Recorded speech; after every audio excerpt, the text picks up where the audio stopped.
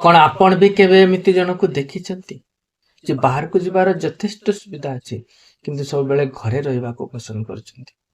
जहाँ को कौनसी पार्टी रे नुह निज घरे शांति मिलता है।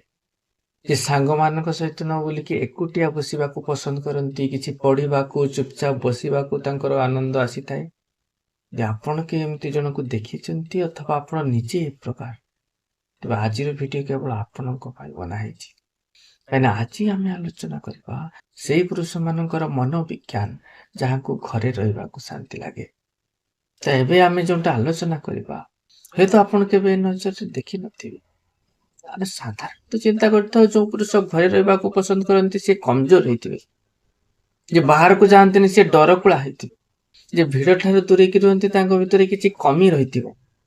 କିନ୍ତୁ ବିଜ୍ଞାନ ଏବଂ ମନୋବିଜ୍ଞାନ ଆଉ କିଛି ଅଲଗା ଦର୍ଶାଇଥାଏ।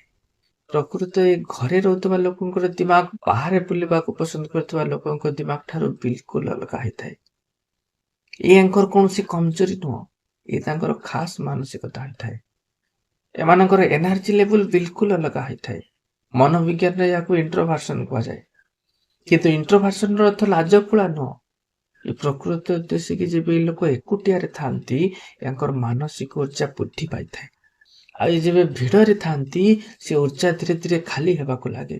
ଅର୍ଥାତ୍ ଯୋଉଠି ଜଣେ ବହିର୍ମୁଖ ପୁରୁଷଙ୍କୁ ପାର୍ଟିରୁ ଫେରିଲା ପରେ ବହୁତ ତାଜା ଅନୁଭବ ହୋଇଥାଏ, ସେଠି ଜଣେ ଅନ୍ତର୍ମୁଖୀ ପୁରୁଷ କୌଣସି ପାର୍ଟିରୁ କୌଣସି ଭିଡ଼ ସ୍ଥାନରୁ ଫେରିଲେ ବହୁତ ଥକାହାର ଅନୁଭବ କରନ୍ତି, ଖାଲି ଖାଲି ଅନୁଭବ କରନ୍ତି। ଘର ୟାଙ୍କ ପାଇଁ କୌଣସି ଜାଗିବାର ସ୍ଥାନ ହୋଇନଥାଏ, ୟାଙ୍କ ऊर्जाକୁ ରିଚାର୍ଜ କରିବାର ସ୍ଥାନ ହୋଇଥାଏ। ଦ୍ୱିତୀୟ କଥା, ଯୋଉମାନେ ଘରେ ରହିବାକୁ ପସନ୍ଦ କରନ୍ତି ୟାଙ୍କ ଦିମାଗ ଯେ ଲଗାତାର କିଛି ନା କିଛି ଜାଗାରେ ବ୍ୟସ୍ତ ରହିଥାଏ। ଏ ବାହାର ହୁଏତ ଚୁପ୍ ଦେଖାଯାଉଥାନ୍ତି କିନ୍ତୁ ଭିତରୁ ୟାଙ୍କ ଭିତରେ ପୁରା ଦୁନିଆ ବସି ରହିଥାଏ। ଚିନ୍ତା କରନ୍ତି, ବିଶ୍ଳେଷଣ କରନ୍ତି, କଳ୍ପନା କରନ୍ତି। ତାଙ୍କୁ କୌଣସି ବାହାରର ପାଟିତୁଣ୍ଡରେ ଉଦ୍ଦେଶ୍ୟ ନଥାଏ। ତାଙ୍କ ପାଇଁ ତାଙ୍କ ବିଚାର ହିଁ ସବୁଠୁ ରୋଚକ ହୋଇଥାଏ। ଏଇ ହିଁ କାରଣ ହୋଇଥାଏ କି ଏଇ ପ୍ରକାର ମଣିଷ ବହୁତ ଚିନ୍ତାଧାରା ସମ୍ପନ୍ନ, ବହୁତ ରଚନାତ୍ମକ, ବହୁତ ବିବେକ ସମ୍ପନ୍ନ ହୋଇଥାନ୍ତି। ଏ କୌଣସି ଜିନିଷ କେମିତି ଦୂରରୁ ଦେଖିକି ନୁହଁ, ମୂଳ ପର୍ଯ୍ୟନ୍ତ ଯାଇକି ବିବେଚନା କରନ୍ତି। ତୃତୀୟରେ ହୋଇଥାଏ କି ଏ ଲୋକ ନିଜ ସମ୍ପର୍କରେ ବହୁତ ଗହୀର ହୋଇଥାନ୍ତି।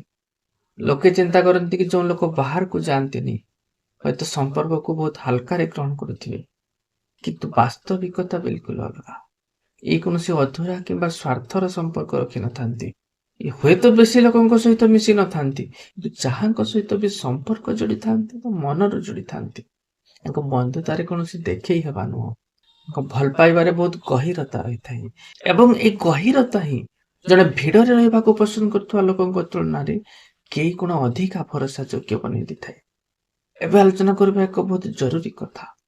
ସମାଜ ଯାହାକୁ ସବୁଠାରୁ ଭୁଲ ବିବେଚନା କରିଥାଏ, ଘରେ ରହିବାକୁ ପସନ୍ଦ କରୁଥିବା ପୁରୁଷ ଲୋକ ହୁଏତ ସବୁବେଳେ ୟାଙ୍କୁ ସମାଜ ବିରୋଧୀ ଭାବିଥାନ୍ତି। କିନ୍ତୁ ସମାଜ ବିରୋଧୀ ଏବଂ ଅନ୍ତର୍ମୁଖ ଏହା ମଧ୍ୟରେ ବହୁତ ପାର୍ଥକ୍ୟ ରହିଥାଏ।